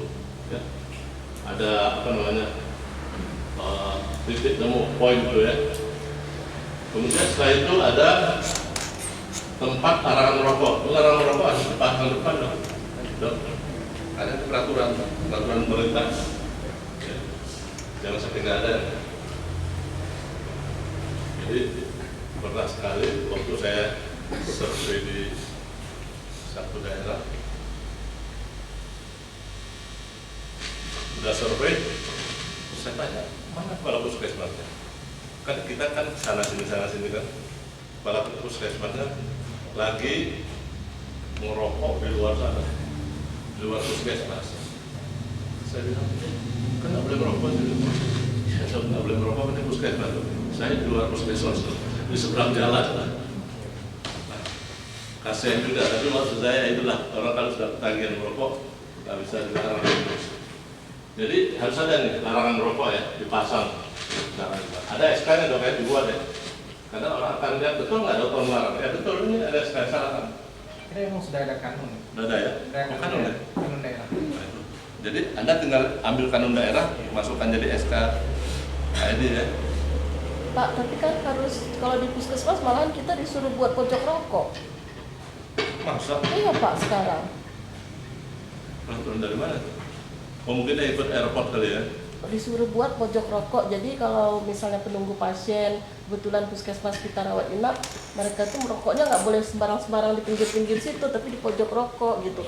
Dinas Kesehatan sendiri sudah buat pojok rokok Pak untuk Tapi sudah petugasnya. dilarang merokok. Enggak, memang pojok rokok. Jadi di situ lebih terbuka, sirkulasi udaranya seperti pondok gitu. Jadi semuanya merokoknya di situ. Enggak sembarang-sembarang, enggak di dalam, apalagi di dalam kantornya gitu. Enggak merokok lagi di dalam kantornya. Kalau menurut Ibu bagus nggak? Itu seperti kalau dinas kesehatan seperti itu sih Pak, kan kebetulan. Nah, jangan dinas kesehatan. Menurut Ibu ya? Rada aneh sih, tapi ini kan ke kampung-kampung ketika germas itu Pak, saya mensosialisasikan juga termasuk mensosialisasikan pojok rokok. Jadi kantor kecil itu orang semua berokok habis kayak di awan. Jadi harus buat pojok rokok memang semuanya desa seperti itu. Sebenarnya ini saya juga bagian dari apa Kampanye anti rokok. tim kampanye anti rokok di Nagan, ya? di Nagan Raya ini. Kemarin kita ada rapat ya, semua SKPD, kemudian kita juga undang bupati saat itu. Jadi ada yang protes. Jadi kami ini kalau ini merokok seperti apa? Kan artinya gini, ini ada larangan merokok. Jadi ada inisiatif saya. Jadi kalau memang seperti itu, ya semua mungkin semua kantor itu menyediakan tempat khusus. Menghormati mereka. Saya pikir kalau hal seperti itu kita biarkan, ini kan akan berkembang terus. Jadi berarti rokok itu dibolehkan dibolehkan. Nah, saya pikir banyak yang hadir di situ ya dalam merokok, ya mereka tetap ngotot, ya kami ini merokok, kalau kami nggak merokok ya kami nggak bisa bekerja. Nah, akhirnya diputuskan atau memang seperti itu ya mungkin yang bagi mereka yang merokok disediakan satu tempat. Nah, seperti itu. Saya juga tidak setuju sama itu, tidak setuju. Jadi mungkin Aceh Barat juga mengandung ini mungkin paham seperti ini. Jadi sebenarnya enggak ini belum baku juga sebenarnya, masih belum baku sedikit. Ya, saya rasa gitu aja. Kita kalau saya ikut aliran itu, maksud saya kalau bisa kita larang orang satu ya. Di Arab Saudi, Arab kan, betul Dr. Freddy, ya iya haram kan? Di sana haram. Dan kemudian rokok itu adalah pintu gerbang ke narkotika. Udah tahu semua tuh, tapi masih di apa itu kita mungkin masih tahap itu. Tapi kalau misalnya tahu kan kalau kita naik pesawat, tak boleh merokok kan? Tak boleh merokok. Dari Banda Aceh Medan misalnya, dari Banda Aceh Jakarta 3 jam, tak boleh merokok. Kalau naik haji berapa jam? 9 jam, boleh merokok kan? Bisa lah, bisa kan? Bisa, kalau mau. Tidak apa-apa. Jadi yang itu bu, kita nggak usah ikut-ikutan. Bikin pojok rokok nggak usah. Kita konsisten, jangan merokok. Dari saya. Jadi itu udah baik. SK larangan merokok. Berikutnya pengujian dan pengujian. Jadi kemudian kita lihat nih ya, kelengkapan tadi alat-alat sistem proteksinya. Ya, mungkin nanti dokter mau pasang smoke detector ya atau dan lain sebagainya. Kemudian memeriksa sarana jalur dan tanda petunjuk evakuasi sudah tadi ya. Kemudian memasang label tanda bahaya di lokasi risiko kebakaran. Kemudian pemeriksaan dan pengujian periodik ya, minimal setahun sekali. Dan ada evaluasi dan dokumentasi yang update jika diperlukan ya. Minimal 6 bulan sekali atau setahun sekali. Kita lanjut. Kemudian edukasi pada karyawan puskesmas, ini klinik ya, dan masyarakat sekitar tentang pencegahan dan penanganan kebakaran ya. Mengupayakan sosialisasi dan mengikuti seminar bagi staf karyawan klinik ya. Kegiatan bersifat periodik dan terjadwal. Semua kegiatan dievaluasi ya. Ini rencana kebakaran, salah satu yang kita lihat saja ya. Indikasi dari sudah. Kemudian inspeksi terhadap sistem kebakaran, menguji, meningkatkan sumber daya melalui edukasi dan simulasi dan pelatihan, menerbitkan kebijakan larang rokok, memantau kepatuhan kebijakan rokok. Ini kalau dipantau sama Pak Kepala Klinik, ini yang ngerokok di belakang bahaya nih. Bisa ada CCTV loh. Jadi pantau boleh catat yang merokok 1, 2, potong honor misalnya. Kemudian ini sudah ya, kebijakan anti merokok ya. Ini sistem contohnya, ada apa, ada hidran, ada karung goni. Kalau di sini mungkin dekat sungai Pak ya? Laut ya. Ya. Sistem protek pasif ya. Ada ini tanda-tanda evakuasi, jalur evakuasi dan assembly point ya. Jadi temu kumpul di sini ya. Buat nanti ya. Udah ada dokter syaratnya. Nah, oke. Sekarang program pengolahan P3 tadi Pak. Ini sesuai dengan ketentuan dan peraturan pelaku tadi ya dok ya. Kalau jumlahnya di atas 50 mungkin bisa 3 bulan. Oke. Di atas 50 mungkin 90 hari ya 3 bulan. Kalau di bawah 50 mungkin bisa 6 bulan. Kemudian pengelolaan, penyimpanan dan penggunaan sesuai dengan peraturan berlaku. Kita lihat sini KLH-nya ya, KLH Kabupaten Gimana, kemudian lihat Dinas Kesehatan Gimana. Labelnya sesuaikan dengan peraturan, labelnya masing-masing. Kalau yang infeksius kuning, yang biasa domestik putih. Kalau yang P3 ini setahu saya ungu apa ya? Kita lihat ya. Kemudian penanganan tumpahan harus sesuai ketentuan, ada sistem pelaporan dan investigasi, kemudian pembuangan limbah B3 sesuai dengan peraturan berlaku. Ada penggunaan APD ya, sesuai dengan peraturan. Ini contohnya. Ada tanda bahaya, ada tanda ini, ya, ada regulasi yang kita lihat. Ya. Gimana penetapan area lokasi penyimpanan? Tadi sudah ditempatkan ada TPS. di pojok dikit lah ya. Tertutup, tidak bocor, ditempatkan di atas kayu sedikit, rak gitu ya. Kemudian ada, Dan kita juga ada SK, sudah ada izin juga dari KNH. oh, sudah ya? Sudah Oh, dibuat. bagus, ya, ya. Sudah disurvei dan kita sudah mendapat izin. Di sini. Dan salah satunya kita yang dapat, rumah sakitnya belum. Masih belum? Oh, ya, ya. Jadi kita Kemudian dokter SK kan lagi itu? ya kita kan nanti Ada izin dari dia, di SK kan Ya. untuk penanganan limbah Ya. klinik. Ya. Ya. Jadi emang SK-nya dari Bupati. Ya. Tapi Oh, SK dari Bupati ya? Dari Bupati bahwa kita izinkan Sudah? untuk menyimpan Oh. bahan limbah. Oke, sudah cukup dong, dari Bupati ya. Kemudian penggunaan APD yang sesuai, sistem pelabelan sesuai, dan pendokumentasian ya. Berarti ini sudah, mudah-mudahan sudah program penanganan limbah kita sudah lumayan dong ya. Alhamdulillah. Karena ini termasuk yang rumit dong. Ya, saya tahu sekali. Masalahnya kemarin Cuni Anjing juga kena tangkap ya. Ya, Ini masalahnya kan limbah ini kan masalah yang sering dipantau orang. iya betul. Kemarin saya pengalaman saya salah satu direktur Nyadin yang tersangka, rumah sakit Montella juga tersangka, Oh iya ya. hanya karena mereka itu tidak menyediakan tempat ya, pertama tempat, Ya, ya. tempat penyimpanan dan tidak punya izin, tidak ada izin TPS. Nah, jadi berangkat dari itu saya mengurus izin, sekarang kita alhamdulillah sudah izin, izin untuk penyimpanan. Ya, baik. Di samping izin lingkungan gitu. Izin Ya, lingkungan juga sudah juga ada sendiri ya. Izin lingkungan ada, izin penyimpanan ada. Ada ya. Syukur Dok. Jadi ini berarti sudah lebih bagus ya. Insya Allah. Kalau ini utilitas ya. Utilitas menyangkut air bersih, sumber air, listrik, gas medik ya. Jadi ketersediaan listrik, air, gas medik ada tempat itu tadi. Oksigen, Ada. tapi masih pakai tabung ya. Belum sentral ya. Kenapa?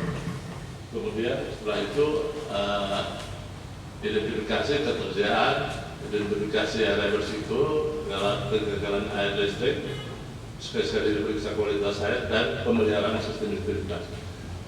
Jadi nanti waktu pemeliharaan sistem utilitas dia akan tanyakan apa namanya dokumen. Misalnya kita tanyakan listrik dipelihara nggak?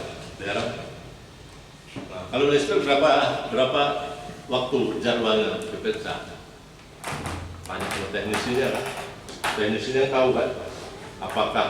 Tetapi minimal setiap hari itu pada waktu listrik itu harus dia cek ya.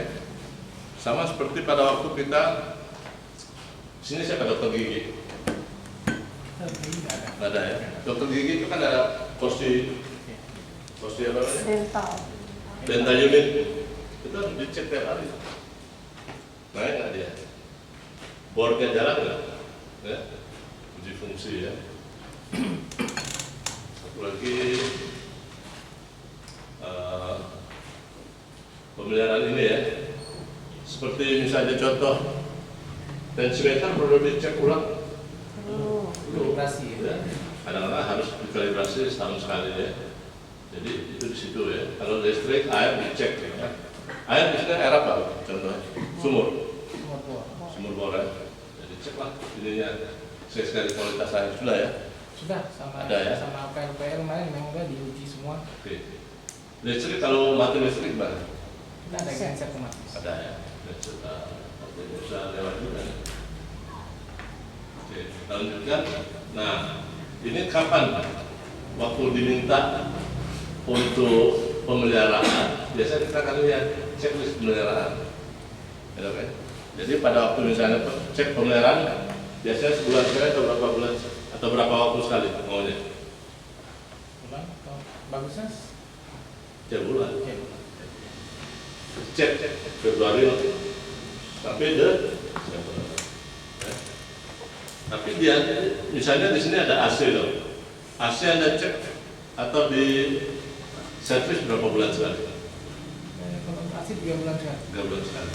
Ya, nanti contrengnya di 3 bulan sekali. Ya, jadi jangan salah contreng. Saking semangat ya. Ada satu huruf aja begitu. Contreng pemeliharaan ini mau survei bulan September misalnya.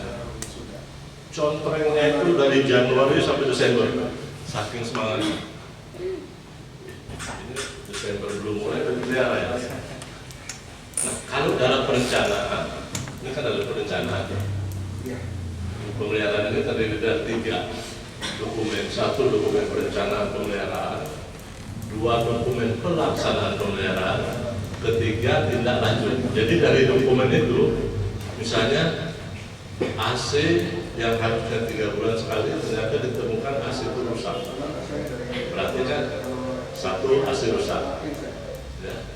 Air misalnya ada kebocoran dalam sambungan di ruang UGD misalnya. Itu hasil daripada pelaksanaan pemeliharaan. Tindak lanjutnya berarti ada form 1 perbaikan AC, 2 perbaikan itu ditanya ya. Baru lembaran terakhir itu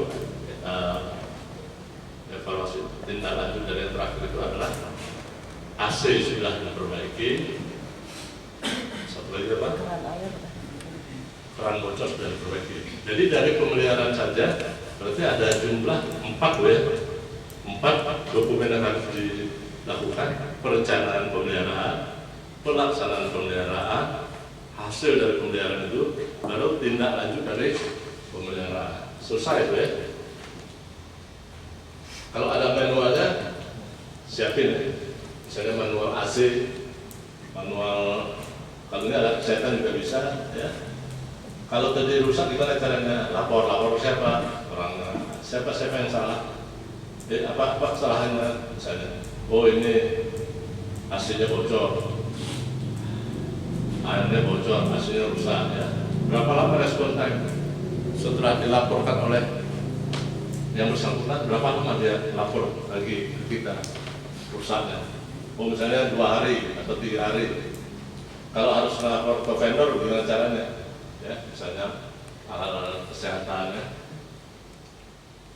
Nah, pemeliharaan itu ada terbagi 2, 1 terencana, yang tidak terencana. Kalau terencana ini untuk dicegah ya, dan pemeliharaan korektif ya, reparasi minor ya, atau overhaul perencana.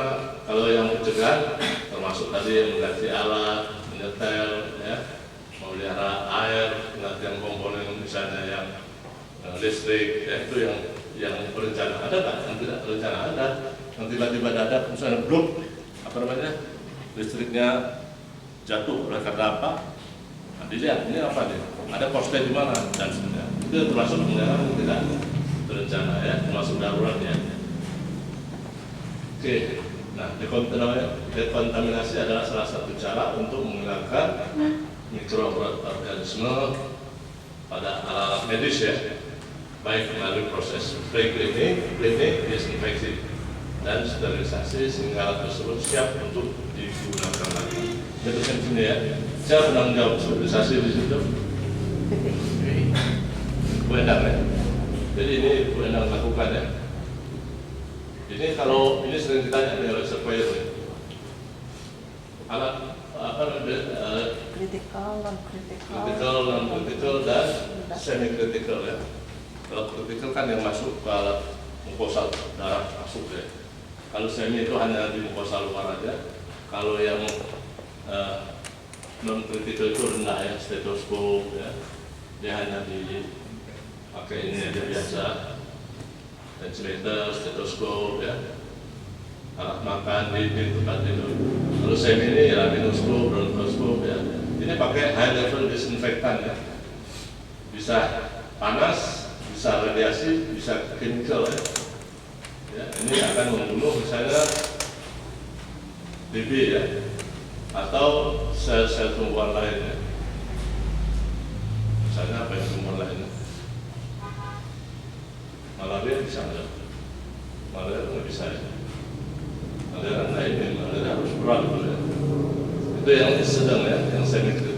kritikal ada kontak dengan jaringan tadi ya, sistem darah, vaskuler, ini harus instrumen bedah nih. Instrumen bedah, laparoskop, kateter, jantung, skalpel, implan ini harus disterilisasi baik dengan suhu tinggi atau suhu rendah yang akan membunuh spora-spora. Ya. Ini setelah ini dilakukan tindakan disinfektan, dia harus dibersihkan dulu ya. Prekliniknya kan direndam pakai deterjen boleh atau zat-zat lain, kemudian dibersihkan, dicuci, diriskan, keringkan dalam wadah air mengalir. Masih benar nih Bu ya? Ya Pak. Bisa kan? Baru alat dibagi ini, critical, non critical, ya, dan critical, semi dan non critical. Kita cuma ada alat non kritikal Pak. Yang ini? Ya. Kalau Karena yang kita ini? tidak ada OK. Oh nggak ada oka ya? Ya. Nggak ada OK juga, UGD juga nggak, alatnya sedikit Pak, cuman yang di sedang itu tadi, di semi kritikal itu sedikit cuman alat-alat, karena kasusnya kebanyakan kasus non pendarahan gitu Pak. Ini Bu? Misalnya kecelakaan misalnya Pak. Iya, tapi dia kan kena jaringan kontak. Pakai apa dulu? Bersihnya? Ya, soalnya kita ada sebagian juga ya. Ada sebagian. Sedang. Jadi kita juga ada alat sterilisasi juga kita sediakan. Iya. Sterilisasi auto kan ada yang kecil. Yang kecil. Yang kecil boleh. Bukan sterilisasi yang gede. Bukan apa maksud autoclave itu. Sterilisasi. Iya. Alat gigi aja kan kayak sterilisasi biasa. Kecil. Menurut saya kalau belum ada, sudah ada ya. Harus sudah ada. Ya. Bisa dipakai sini ya. Oke, kita lanjut. Sudah. Elemen penilaian. Nah ini tadi ya. Tersedia bukti perizinan. Tadi dok, ini menyangkut tadi ya. Limbah B3 sudah ada. Kemudian profesi kebakaran sudah ada. Ya. Disertakan petugas bertanggung jawab dok. Ini ya. Tadi siapa tata kelolanya ya. Ya, regulasi orangnya siapa ya. Kemudian ada program manajemen. Nah program manajemen itu mulai dari kebakaran tadi ya. Sampai ke yang terakhir itu limbah medis dan pengelolaan alatnya. Kemudian tersedia daftar inventarisasi. Ini pasti ada ini ya. Karena di setiap ruangan kan ada. Setelah setiap ruangan ada alat, meja, kursi, lemari, kipas angin dan seterusnya. Itu harus ada ya. Kemudian termasuk daftar inventarisasi barang lain, kesehatan dan non kesehatan. Kemudian ada tersedia bukti pelaksanaan pengawasan akses keluar masuk pasien. Ini tadi Pak, ini terkait dengan keamanan tadi ya. Jadi ada dokumen regulasinya dan diobservasi. Jadi diobservasi misalnya dia akan melihat, misalnya dia akan mencoba monitor ada satu pasien yang bukan pengunjung misalnya. Dia kemana perginya sampai dia keluar. Dia lihat ada dikasih tanda sama petugas kita. Ada di monitor. Misalnya security-nya berdiri di depan ya, ada pasien masuk aja terus misalnya. Nah itu dia akan tanya sama security-nya, Pak ini siapa itu Pak? Yang tadi jalan. Oh pasien ini Pak saya udah kenal, itu berarti dia udah tahu. Tapi nggak tahu saya itu Pak, saya mau kemana dia? Bisa terjadi diskusi seperti itu ya. Jadi harus ada pengamanan dan pengawasan akses keluar masuk. Ya. Oke. Tersedia bukti pengelolaan bahan berbahaya, tadi sudah ada ya. Tersedia bukti pengelolaan sampah domestik, tadi sudah ada juga ya, bersama dengan dinas kesehatan. Alat pemadam api ringan, ini akan dilihat, ada dokumen. Kemudian penanda jalur dan jalan evakuasi, ada ya. Bukti larangan rokok. Ya. Dan mohon informasi seperti tadi itu tidak bisa sampai ke surveyor. Misalnya Ibu bilang, ya kami sudah berusaha ini, tapi dinas kesehatan bikin ini merokok, akan panjang ceritanya. Mau panjang atau pendek ceritanya? Pendek, kalau panjang. Nanti nggak pulang-pulang Pak. Nah, ini ceritanya kasus itu aja. Oke ya, sudah ya, bukti larangan rokok sudah ada, daftar inventaris barang sudah ada, Pak. Bukti pemeliharaan ada tadi Bu ya, bukti pemeliharaan dan daftar bukti kalibrasi. Sudah ada kalibrasi ya? Kalibrasi yang belum. Belum. Nah, gini dong, kalau belum, Berarti dokter sudah ada rencana mau kalibrasi kan? Iya. Ada? Anda buat. Kepada yang terhormat siapa? Ada di Banda Aceh? Medan? Saya belum tahu kan. Biasanya dia masalahnya ada badan khusus ya. Dia badan Jakarta ya. Badan teknologi kesehatan BPK lingkungan. Iya.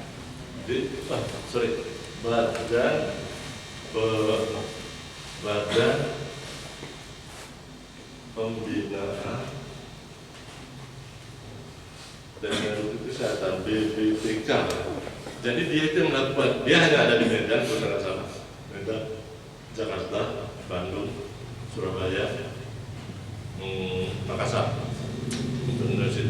Tapi sekarang saya dengar di beberapa provinsi sudah ada. Coba ada tanya sama teman di provinsi ya. Nah kalau itu sudah ada, Anda belum melakukan kalibrasi, Anda harus membuat. Jadi dalam rangka perencanaan, alat-alat ini harus dilakukan kalibrasi. Sementara itu yang belum ada, Anda rencanakan apa? Itu ada tuang. Pada yang terhormat, paling tidak ada surat ke Dinas Kesehatan sini kan. Anda sebutkan bahwa dalam rangka pengembangan pelayanan kesehatan pada masyarakat, maka klinik utama Cahaya Usada berniat melakukan kalibrasi. Ada tuangnya. Ini dan mohon dapat dilakukan pelaksanaan kegiatan kalibrasi tersebut dan mohon info di mana kami bisa ada. Begitu Anda dapat itu, Anda belum kalibrasi kan? Tapi minimal sudah 5. Sudah ada rencana. Sudah ada rencana.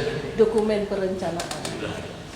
Maksud saya hal-hal seperti inilah yang di luar kendali kita dong. Anda akan bisa dapat 10 karena Anda belum kalibrasi.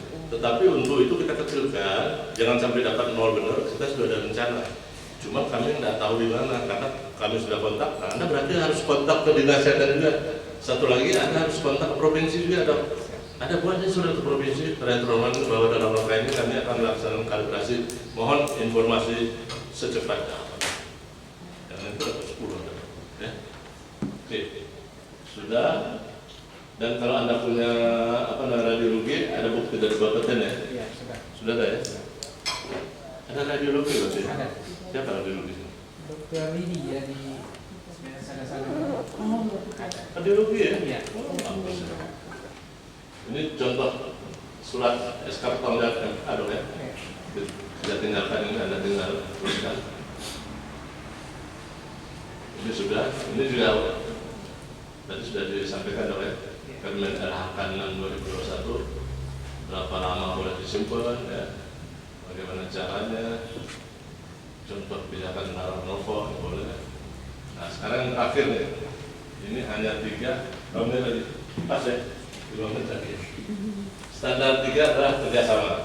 Jadi walaupun kita melakukan kerjasama, ya, jadi klinik itu dibolehkan kerjasama ya, karena pemerintah itu menyadari bahwa klinik itu terbatas, ya, tetapi dia mau memberikan pelayanan dibuka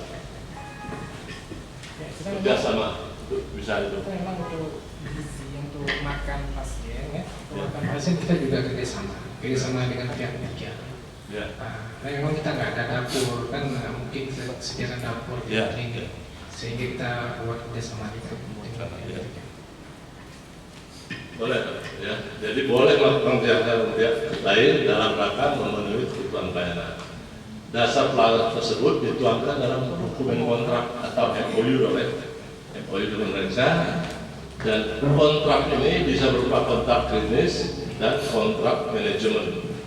Nah kalau kita lihat ya, maksud dan tujuannya apa tata kelola kerjasama ini ya, artinya untuk memenuhi upaya pelayanan kesehatan klinik dapat ya, bukan harus dapat melakukan kerjasama dengan melakukan kontrak klinis dan kontrak manajemen. Kalau klinis adalah kerjasama kontrak klinis dengan individu staf medis dalam bentuk fakta integritas atau dengan fasilitas kesehatan lainnya seperti yang Anda bilang tadi ya, sama lab atau sama apotek ya Pak ya. Kemudian sedangkan kontrak manajemen adalah perjanjian antar klinik dengan badan hukum dalam penyediaan kesehatan dan pelayanan non klinis. boleh.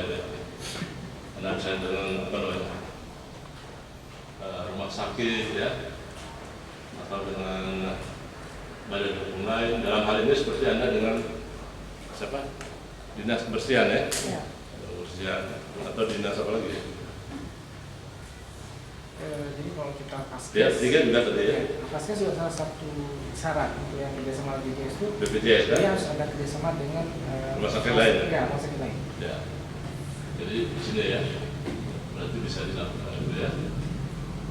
Dalam dokumen kontrak kerja itu secara berkala dievaluasi oleh pemilik dan penanggung jawab ini dengan mengukur pemenuhan standar kerja yang disepakati. Jadi Anda sepakati dulu sama mereka. Kita sepakati apa saja, oh ini makanannya gimana, ini. Diantarnya berapa, ini. Dibuatnya di mana? Ya, sekali-sekali dicek cara dia bikin makanan ya, di atas meja atau di lantai dia bikinnya. Nah, ini ruang kerjasama bisa berupa SDM pegawai, ya, bisa berupa laboratorium, bisa apotik, bisa limbah medis, bisa limbah domestik, bisa layanan gizi, bisa layanan rujukan. Ini BPJS tadi ya, Dok ya. Tadi limbah domestik juga sudah, rujukan sudah, limbah medis sudah, farmasi juga ya, punya sendiri ya. Kita instalasi ya. Oh, instalasi ya. Dan laboratorium. Ya itu kerjasama. MOU. Oh, kerjasama ya. Oke. Dokumen-dokumen yang kerjasama sama indikatornya dibuat ya. Oke. Sini, buat ini penilaiannya ada 3 dok. 1 dokumen kontraknya dilihat, indikator kinerjanya dilihat, ya Anda buat aja, sudah ada. Ada bukti monitoring dan evaluasi. Jadi ini juga perlu dok. Jadi bukti monitoring ini, misalnya Anda ada form sendiri. Anda katakan bahwa kami sudah memonitoring kerjasama dengan catering, sudah terpenuhi syarat-syarat dan sudah terpenuhi kondisi-kondisi yang kami inginkan. Demikian juga pada waktu dengan D3 sudah terpenuhi syarat-syaratnya. Nah, kalau belum dia kasih foto, belum diberikan foto terkait dengan pembuangan akhirnya. Misalkan kami menginginkan foto dokumen sampai dia buang terakhir di mana. Kalau dia buang sampai di insinerator pabrik, ya, dia harus menunjukkan diturunkan barang kita itu dari mobil ke insinerator pabrik. Itu untuk menghindari hal-hal tidak diinginkan ya. Oke, jadi sudah ini. Oke. Ya, saya rasa mungkin itu mengenai tata kelola klinik. 1